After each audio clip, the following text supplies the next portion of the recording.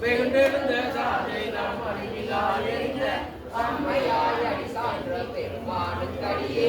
ஆரூரன் ஆரூரில் அம்மானும் காலே பிறகின்ற செம்மையின் செம்மையாய் கொண்ட